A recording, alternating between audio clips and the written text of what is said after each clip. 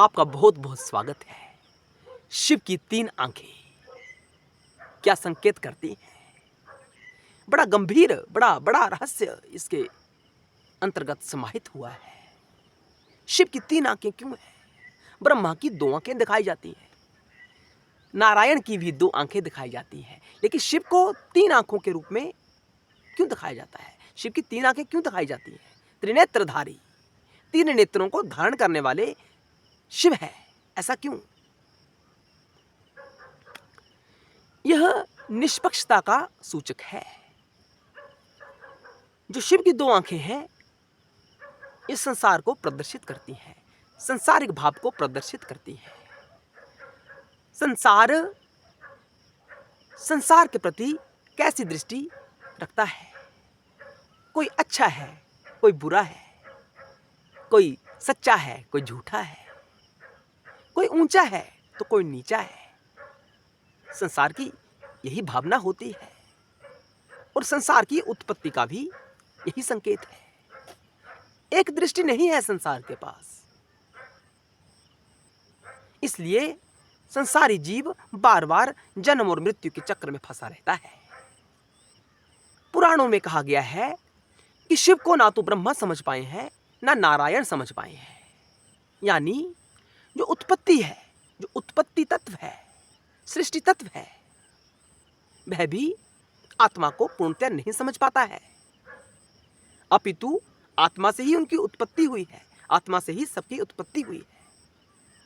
स्थिति यानी नारायण, उत्पत्ति के बाद स्थित रहना, वह स्थिति नारायण है। वह भी आत्मा के सर्वस्व को नहीं समझ पाती है, उसके पास भी भेद दृष्टि है। इसलिए पुराणों में कुछ कथाएं आती हैं जिसमें बताया जाता है कि एक बार ब्रह्मा और नारायण के बीच युद्ध हो गया। नारायण कहते हैं मैं बड़ा हूं और ब्रह्मदेव कहते हैं मैं बड़ा हूं।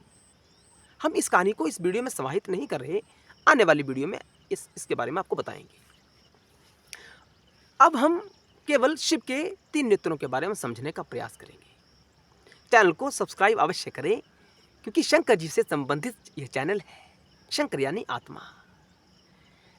इतने कम सब्सक्राइबर इस बात की ओर संकेत कर रहे हैं कि आत्मा की तरफ कोई नहीं है, संसार की तरफ सब है। इसलिए यह सोचने का विषय है। चैनल को सब्सक्राइब अवश्य करें। यह निष्पक्ष भाव का सूचक है। जो शिव की तीसरी आंख है, यह निष्पक्ष भाव का सूचक है। निष्पक्षता।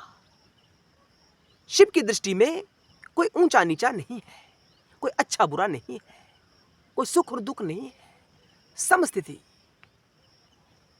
इसीलिए कहा जाता है कि जीव को समभाव में रहना चाहिए। जो समभाव में पूर्णतया स्थित हो जाता है तो वह आत्मा में स्थित माना जाता है, यानी वह शिव रूप हो जाता है। शिव रूप यानी तीसरी आंख, जीव की तीसरी आंख जागृत हो जाती है। इस स्थिति में जीव नहीं रहता, वह शिव हो जाता है। इसलिए शिव की 3 आंखें दिखाई जाती हैं।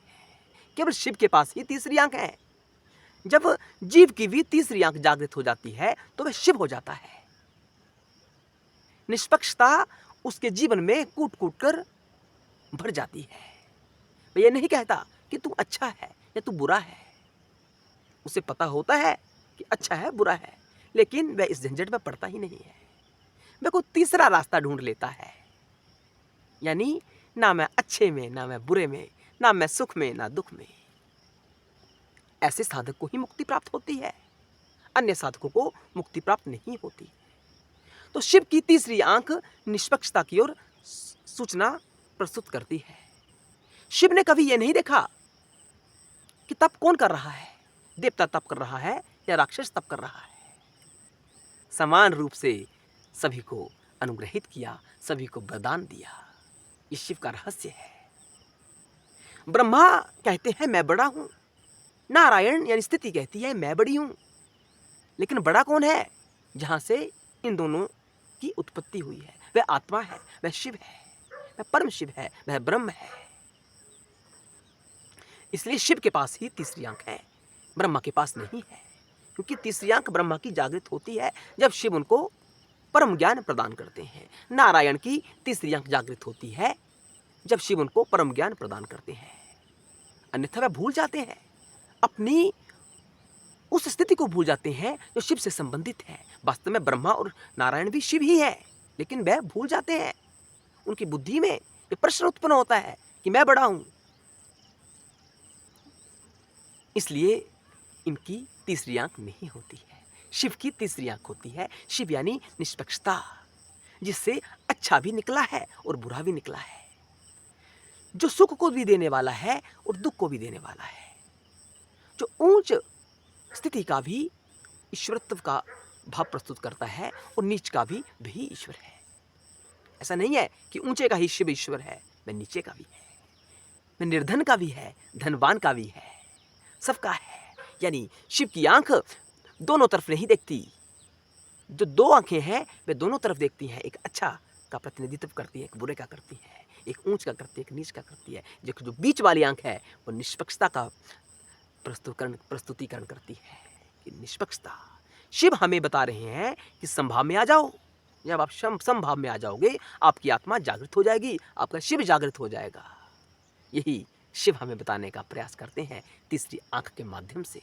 ऋषियों ने शिव को तीसरी आंख में इसलिए प्रस्तुत किया है, शिव की इसलिए तीसरी आंख दिखाई है क्योंकि शिव के पास ही वो स्थिति है, अन्य किसी के पास ऐसी स्थिति नहीं है। जब हम निष्पक्षता के भाव में स्थित हो जाते हैं, यानी शिव जैसा हो जाते हैं, तो हम कामनाओं को भस्म कर देते हैं। शिव ने कामदेव को भस्म किया है ना, हम सभी जानते हैं किस शक्ति से किया है।